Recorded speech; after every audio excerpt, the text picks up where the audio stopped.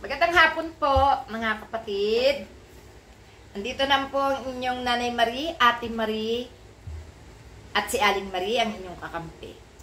May bisita po ako ngayon dito na ini-interview ako regarding sa mga nangyayari sa paligid, lalo na ngayong eleksyon, and regarding po sa mga pangako ng mga politikong may matatamis na dila na hindi naiintindihan kung anong ipinapangako. Ano po? Sasagutin ko po, pero hindi ko po pwedeng ipakita sa inyo ang mukha ng aking kausap, pero maririnig niyo po ang kanyang mga tanungan at siya pong aking sasagutin na gusto ko namang i-share sa inyo kung bakit at kung ano ang dahilan at kung paano. Ano po? At kung ano talaga ang katotohanan sa isip at diwa ng mga tumatakbong kandidato na mga nangangako na hindi naman kayang tuparin. Okay. Sige, Bunso. Ano ang gusto mo itanong? Sino po yung mga may endorser niyo po na tumatakbo ng mga kandidato para meron pong magkaroon po ng knowledge yung mga kabataan, especially po yung mga first-time voters po, kung sino po yung dapat nilang piliin na kandidato? Okay. Ayan, narinig niyo po.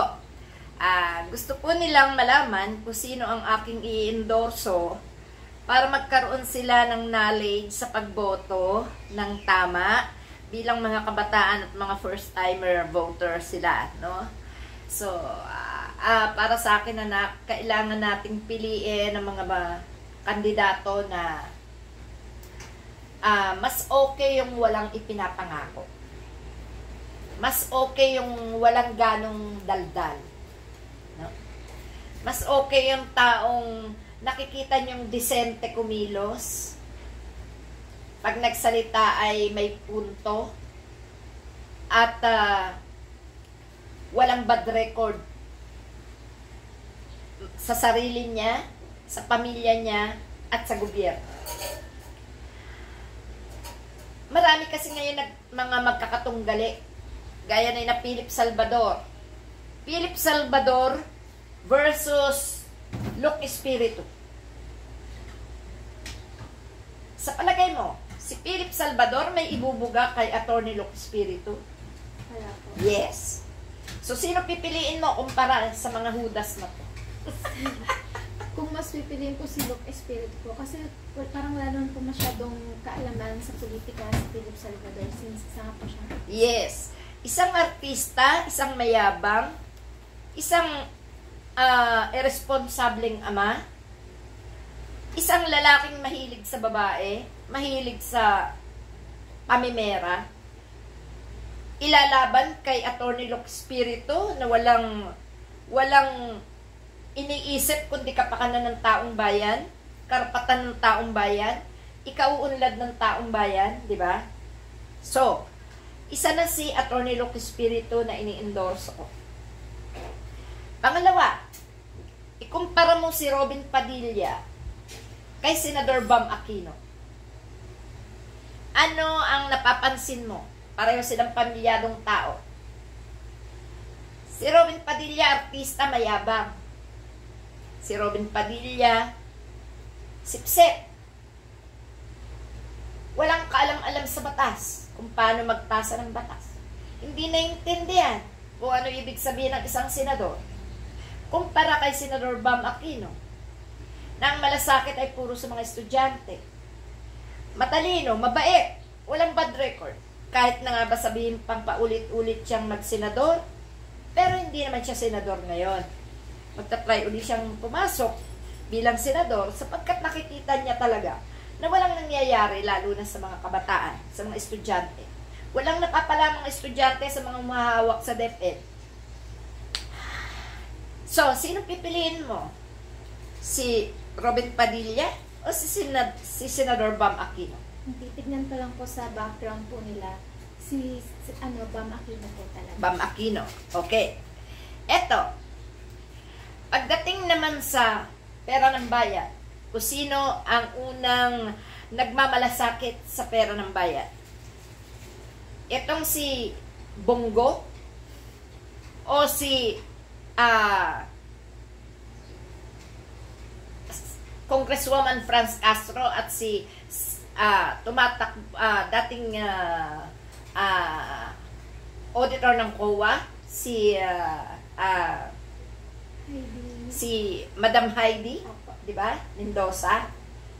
Sino sa palagay mo ang may mas malasakit sa ating pera na pinagpaguran, pinanggalingan ay pawis at dugo ng mamamayan?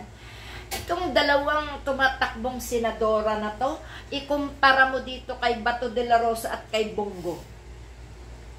Yan, pinagtatapat-tapat ko kasi sila eh. Para sa akin, anak, dito na ako sa dalawang babae. May tapang, may talino, no? May malasakit sa mamamayang Pilipino. Marunong isino ang kaba ng bayan. Binabantayan ang kaba ng bayan. Kumpara dito kay Bongo at kay Bato de la Rosa ang kalbo. Naging tao ni Duterte. Walang kakwenta-kwenta. Si Bongo naging bagman. Siya ang tagahatid ng bayad doon sa mga kasabwat ni Duterte. Ito naman si De La Rosa, kasabwat ni Duterte sa mga pagpatay. Ano mga kapatid? Ano ang mapapala natin dito sa mga taong ito?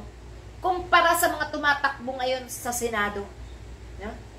Bam Aquino, Luke Espiritu, Heidi Mendoza, Franz Castro.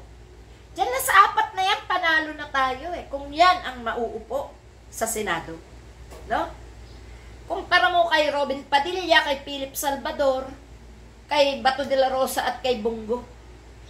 Mga walang kwentang tao yan. Hawak ng China yan. Wala yan. Wala.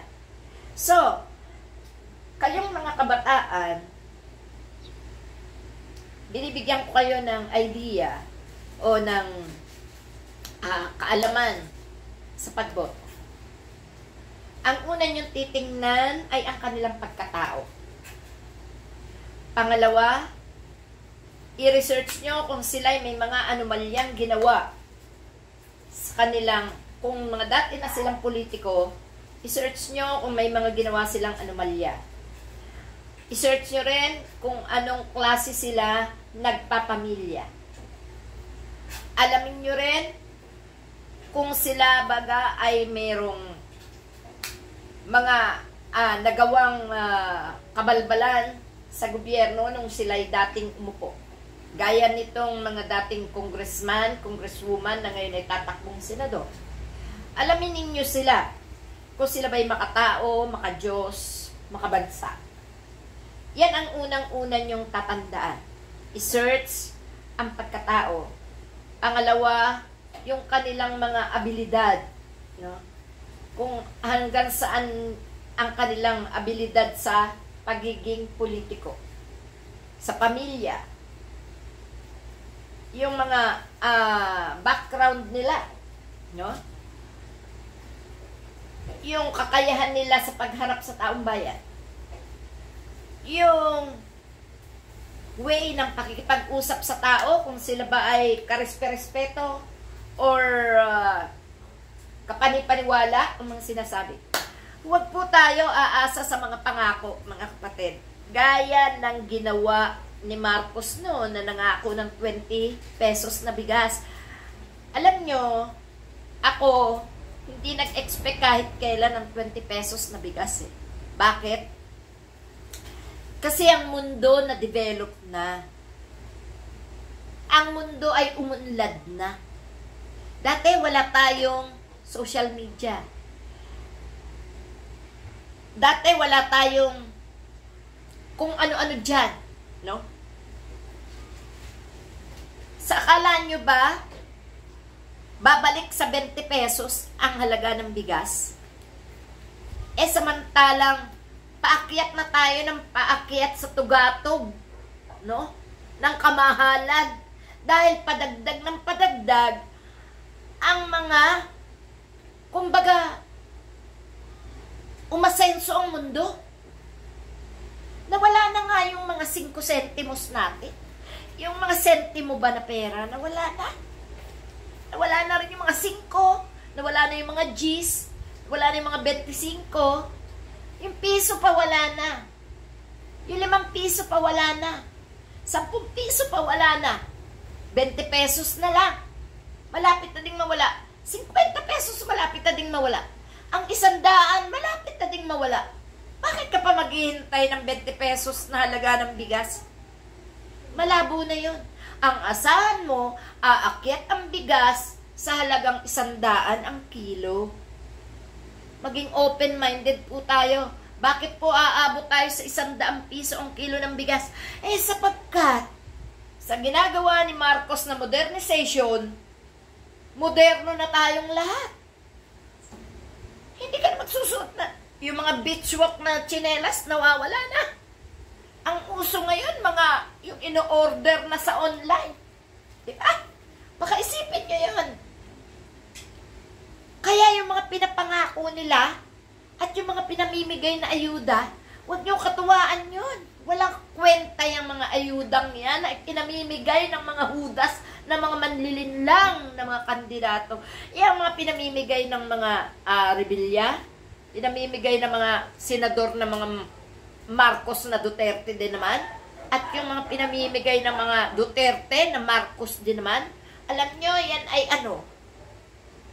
ang uuto. Wala talaga yan. Walang kwenta yung 5 kilong bigas. Walang kwenta ngayon ang sardinas. Wala. Alam nyo, hindi ako sa pagyayabang, Ito, totohanin ko, sabihin ko sa inyo. Kakain lang ako sardinas kapag talagang wala akong ulam. At gutom na gutom ako. Pero sa katotohanan, wala nang kwenta sardinas. Ang sardinas, iniingatan ko pa ipakain sa aking mga alaga. Baka manlagas ang balahibo. Totoo yan. Ayan, alam ng Diyos ang sinasabi ko. Kaya pwede po ba, wag na kayo umaasa sa mga pangako. Buti pa, iboto nyo yung mga hindi madaldal. Yung mga hindi nagsasalita pero may gawa. No? Yun po ang inyong iboboto. Yung hindi ganong, yung sasabihin nyo, hindi nyo kilala, wag nyo titingnan ang tao sa pangalan lang. Philip Salvador, kilalang kilala. Kilalang kilala Philip Salvador. Kilalang kilala sa panggagancho, pambababae, pagpapabaya sa kanyang anak. Doon kilala si Philip Salvador. Si Robin Padilla, kilalang kilala sa pagiging mayabang, maangas, no? Yun. Ganun sila kilala. Pero hindi sila kilala sa kabutihan. Kilala sila sa katarantaduhan. Si Bato de la Rosa, kilalang kilala. Saan nakilala si Bato de la Rosa? Diba sa war on drugs, sa mga pagpatay, sa mga kasinungalingan, mga pinakulong nila, nakilala sila ni Bongo bilang tao ng isang berdugo. Yan ay si Duterte. Na? Yan po, may papayo ko mga kapatid sa pagboto ngayong eleksyon. No? Hindi lang yan. Yung mga sinungaling dyan, yung mga dati kalaban ng mga kriminal na tila baga nasuhulan at ngayon ay mga naging kakampi. Naku po, yan po ang napakasama na sistema ng ating nangyayari sa gobyerno. Sige mga kapatid, anak, yun ang nasasabi ko regarding sa pagboto. Binibigyan ko kayo ng mga idea paano ang pagboto. At pag may nag-aalok sa inyo ng bayad, may nag-aalok sa inyo ng ayuda, hindi na po bale. Sorry po. Okay, kung gusto niyo po talaga kami bigyan, okay lang. Pero naman namin yan. Sige po. Salamat. Pag sinabi, iboto mo ako, sige po. Kami na po bahala.